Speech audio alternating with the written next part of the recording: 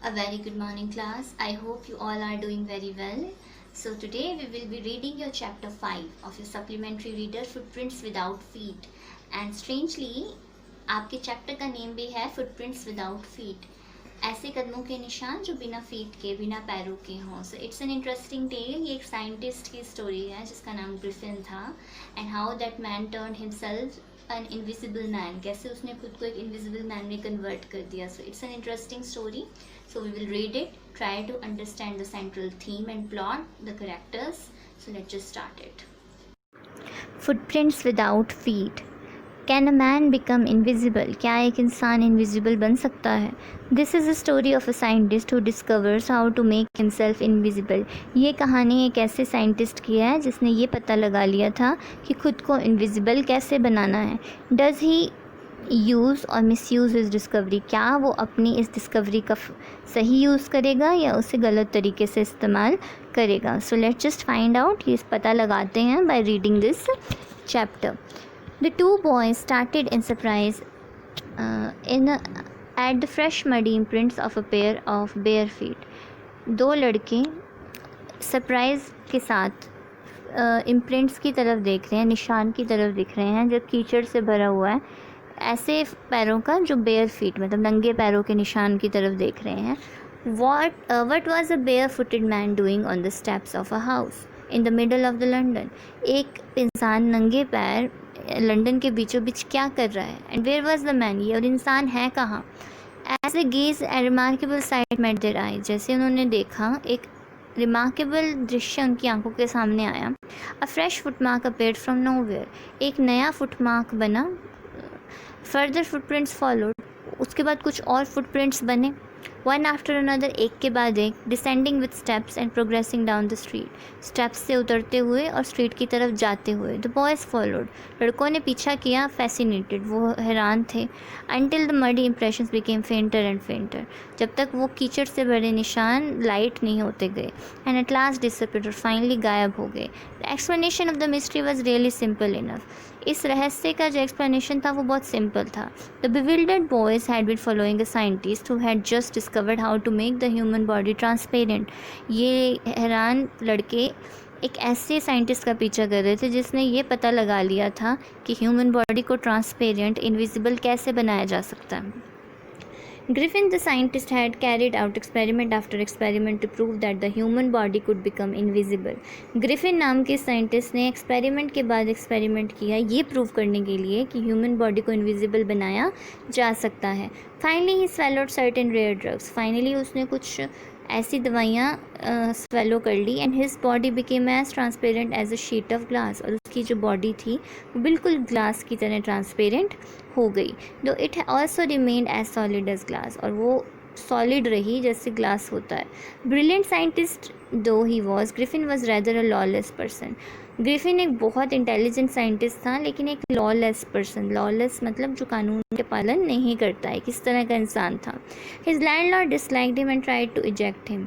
उसका जो मकान मालिक था वो उसे नापसंद करता था, उसे निकालने की कोशिश करता था. In revenge Griffin set fire to the house. बदला लेने के लिए ग्रिफिन ने घर में आग लगा दी. To get away without being seen he had to remove his clothes. अब बिना दिखे वहाँ से भागने के लिए उसे अपने कपड़े उतारने पड़े. This it was that he became a homeless wanderer without clothes. इस तरीके से वो एक बेघर घूमने वाला इंसान बन गया जिसके पास कपड़े नहीं हैं, विदाउट मनी, ना पैसे हैं, और वो इनविजिबल है. Until he happen to step in someone. जब तक वो किसी कीचड़ में पैर ना रखे और उसके फुटप्रिंट्स दिखाई देने ना लग जाए. He escaped easily enough from the boys who followed his footprints in London. वो आसानी से बच निकला उस लड़कों से जो उसका पीछा कर रहे थे लंदन में. But his adventures were by no mean over. लेकिन उसके एडवेंचर्स ख़त्म नहीं हुए. He had chosen a bad time of year to wander about London without clothes. उसने एक साल का बहुत ही बेकार समय चुना था बिना कपड़ों के लंदन में घूमने के लिए. It was mid winter. ये सर्दियों की बात है. The air was bitterly cold. हवा बहुत ठंडी थी. And he could not do without clothes. वो बिना कपड़ों के नहीं रह पा रहा था. Instead of walking about the street he decided to sleep into the big London store for warmth. तो उसने डिसाइड किया कि स्ट्रीट्स पर घूमने की बजाय वो लंदन स्टोर में कुछ गर्मी के लिए वहाँ पर चला जाए। क्लोजिंग टाइम अराइव, उस स्टोर का बंद होने का समय आया। As soon as the doors were shut, Griffin was able to give himself the pleasure of clothing and feeding himself without regard to expense. जैसे ही दरवाजे बंद हुए, ग्रिफिन ने कपड़े डाल लिए कुछ और अपने आप को कुछ खिलाया। He broke open boxes and wrappers and fitted himself out with warm clothes. उसने बॉक्सेस खोले, उनके रैपर्स हटाए और अपने आप को गर्म कपड़ों से कवर कर लिया। Soon with shoes, an overcoat and a wide brimmed hat, he became a fully dressed and visible person. जल्दी उसने जूते, एक ओवरकोट और एक हैट डाली और वो एक विजिबल पर्सन बन गया। In the kitchen of the restaurant he found cold meat and coffee and he followed up the meal with sweets and wine taken from the grocery store. उसे kitchen में restaurant की कुछ ठंडा meet और wine मिल गई और उसने उस खाने के बाद अपने आप को स्वीट्स से और वाइन से ट्रीट भी दिया जो कि उसने ग्रोसरी स्टोर से ली। Finally he settle down to sleep on a pile of quilts, और फाइनली वो रात को रज़ाइयों के ढेर पर सो गया। If only Griffin had manage to wake up in a good time all might have been well. अब ग्रिफिन अगर सुबह समय से उठ पाता तो सब सही रहता।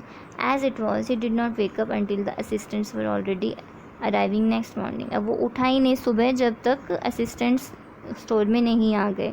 When he saw a couple of them approaching, he panicked and began to run. जब उसने देखा कि वो उसकी तरफ बढ़ रहे हैं तो वो डर गया और भागने लगा। They naturally gave chase, उन्होंने पीछा किया।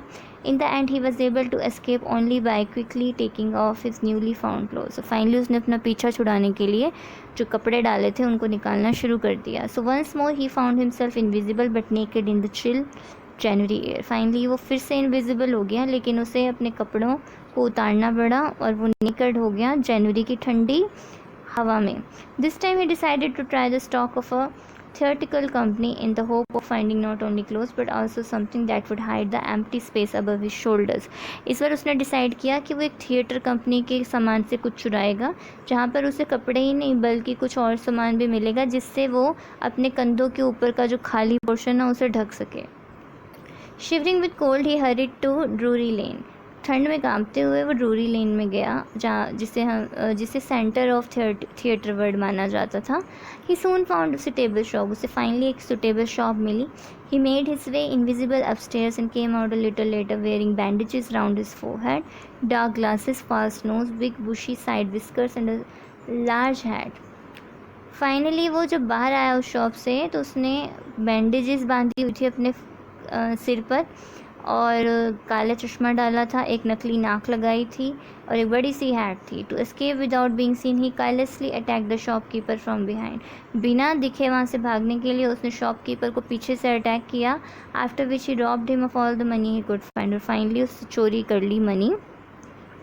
Eager to get away from crowded London, he took a train to the village of Iping, where he booked 2 rooms at a local inn. अब भीड़ भाड़ वाले लंदन से दूर जाने के लिए उसने ट्रेन पकड़ी एक गांव की जिसका नाम आइपिंग था और उसने वहां 2 कमरे किराए पे लिए।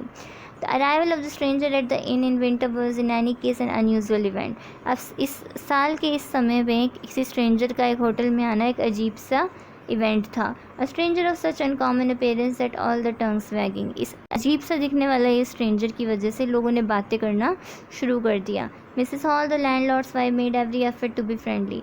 अब जो लैंडलॉर्ड की वाइफ थी मिसेस हॉल, उन्होंने हर कोशिश करी फ्रेंडली होने की, but Griffin had no desire to talk. लेकिन ग्रिफिन का बात करने का मन नहीं था। And told her my reason for coming to Iping is a desire of solitude. उसने बोला मेरा आइपिंग में आने का पीछे कारण क्या है कि मुझे कुछ अकेलेपन की तलाश है। I do not wish to be disturbed in my work. मुझे मेरे काम में डिस्टर्बेंस नहीं चाहिए। Besides an accident has affected my face. इसके अलावा एक एक्सीडेंट की वजह से मेरे फेस पर कुछ इफेक्ट पड़ा है। Satisfied that her guest was an eccentric scientist and in view of the fact that he had paid her in advance, Mrs. Hall was prepared to excuse this stranger habits and irritable temper. अब इस answer से satisfy होकर जो Mrs halls थी उन्होंने उसे अकेला छोड़ा। हाँ, एक फैक्ट कि वो एक साइंटिस्ट है, दूसरा कि उसने जो एडवांस में मनी पे की है उसने उसके जो बुरा बिहेवियर है उसको अवॉइड करना शुरू कर दिया। But the stolen money did not last long. जब चोरी की हुई मनी ज़्यादा दिन नहीं चली। And presently Griffin had to admit that he had ready cash, और ग्रिफिन को यह मानना पड़ा कि उसके पास और कैश नहीं था. He pretended, however, he was expecting a check to arrive at any moment. उसने नाटक किया कि वो जल्दी उसे एक चेक मिलने वाला है. Shortly afterwards, a curious episode occurred. इसके बाद एक बहुत ही अजीब सा इंसिडेंट हुआ. Very early in the morning, the clergyman and his wife were awakened by the noises in the study. उस गाँव का एक कपल, जिनके घर में कुछ शोर हुआ जिससे वो जागे. Creeping downstairs, they heard the chink of money being taken from the clergyman's desk. जब वो नीचे से आवाज़ आई कि कोई पैसे हैं जो वो डेस्क से निकाल रहा था. Without making any noise and with the poker grasped firmly in his hand, the clergyman flung open the door. बिना कोई शोर किए क्लर्गीमैन ने दरवाज़ा खोला. सरेंडर, और चिल्लाया अपने आप को सरेंडर कर दो. Then to his amazement he realized that the room appeared to be empty. जब उसे हैरानी हुई जानकर कि रूम तो खाली था. He and his wife looked under the desk. उसकी वाइफ ने और उसने डेस्क के नीचे देखा, कर्टन्स के पीछे देखा, चिमनी में भी देखा, लेकिन उन्हें कोई नहीं मिला. Yet the desk had been opened and the housekeeping money was missing. लेकिन डेस्क खुला हुआ था और पैसे गायब थे. Extraordinary affair. The clergyman kept saying for the rest of the day. ये तो बहुत अजीब सी बात है. क्लर्गीमैन सारा दिन यही बोलता रहा. But it was not as extraordinary as the behavior of Mrs. Hall's furniture a little later that morning. The landlord and his wife were up very early and were surprised to see the scientist's door wide open. जो landlord और उसकी wife थी वो जल्दी उठ गए उस सुबह और उन्होंने देखा साइंटिस्ट के डोर का रूम जो है वो खुला हुआ है, जो कि ज़्यादातर बंद रहता था और वो गुस्सा भी होता था अगर कोई उसके रूम में जाता था. The opportunity seem too good to be miss. ये तो बहुत ही सुनहरा अवसर था. They peep round the door, saw nobody. वो दरवाजे से अंदर गए और उन्हें कोई नहीं दिखा. Decided to investigate. उन्होंने इन्वेस्टिगेट करने का सोचा. The bed clothes were cold, showing that the scientist must have been up for some time. Bed ठंडा था तो उन्होंने अंदाज़ा लगाया कि साइंटिस्ट काफ़ी टाइम से वहाँ नहीं है. The stranger still the cloth and bandage that he always wore were lying about the room. जो कपड़े और बैंडेज वो हमेशा डालता था वो रूम में ऐसे ही पड़ी थी. All of a sudden Mrs Hall heard sniff close to her ear. अचानक से मिसेस हॉल को लगा कि उनके कान के पास किसी ने सांस ली. A moment later the hat on the bed post left up and dashed itself into her face. उससे एक मोमेंट लेटर बेड पोस्ट पर एक हैट लटकी हुई थी, वो हवा में उड़ी और उसके फेस पर आकर लगी. Then the bedroom chair became alive. उसके बाद बेडरूम में पड़ी चेयर में भी जान आ गई. Springing into the air it charge straight at her legs foremost. हवा में उड़ती हुई चेयर उसके पास उसकी तरफ आई. As she and her husband turned away in terror. वो और उसका हस्बैंड डर के मारे वहाँ से हटे. The extraordinary chair pushed them both out of the room and then appeared to slam and lock the door after them. उस चेयर ने उन दोनों को कमरे से बाहर निकाल दिया और दरवाजे को लॉक कर लिया. Mrs Hall almost fell down the stairs in hysterics. Mrs Hall डर के मारे खिड़कियों में ऑलमोस्ट गिर गई. She was convinced that room was haunted by spirit. उसे यकीन हो गया था कि कमरे में कुछ आत्माएं हैं. And that the stranger had somehow cause these two enter into her furniture. और ये भी यकीन हो गया कि स्ट्रेंजर जो है ग्रिफिन, उसकी वजह से ये आत्माएं उस कमरे में आई हैं. My poor mother used to sit in that chair, she moaned. To think it should rise up against me now. मेरी माँ उस चेयर पे बैठा करती थी, मिसेस हॉल्स ने कहा. The feeling among the neighbors was that the trouble was caused by witchcraft. पास पड़ोस में ये खबर थी कि ये सब witchcraft, चुड़ैल का काम है. The witchcraft or not, when news of the burglary at the clergyman's home became known, the stranger scientist was strongly suspected of having had a hand in it. जब क्लर्गीमैन के घर में जो चोरी हुई उसकी बात फैली तो ये सबको लगा कि साइंटिस्ट का कोई ना कोई हाथ इसमें है. Suspicion grew even stronger when he suddenly produce some ready cash. ये शक और गहरा आ गया जब साइंटिस्ट ने कुछ कैश एकदम से रेडी कर दिया. तो he had admitted not long before that he had no money.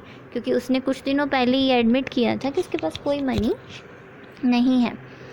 The village constable was secretly sent for. Village का जो पुलिस कांस्टेबल था उसे बुलाया गया. Instead of waiting for the constable Mrs Hall went to the scientist who had somehow mysteriously appeared from his empty bedroom. इंतज़ार ना करते हुए कांस्टेबल का मिसेस हॉल्स जो थी वो साइंटिस्ट के पास गई, जो कि फाइनली रहस्यमय तरीके से अपने खाली रूम से बाहर आया. I want to know what you have been doing to my chair upstair. मैं जानना चाहती हूँ कि तुम मेरी चेयर के साथ ऊपर क्या कर रहे हो. She demanded. I want to know how it is You came out of an empty room and how you ended a locked room. मैं ये जानना चाहती हूँ कि तुम कैसे एक खाली और लॉक्ड रूम से के अंदर से बाहर आ रहे हो. The scientist was always quick tempered. अब इस साइंटिस्ट को बहुत जल्दी गुस्सा आ जाता था। Now he became furious. अब उसे बहुत गुस्सा आ गया।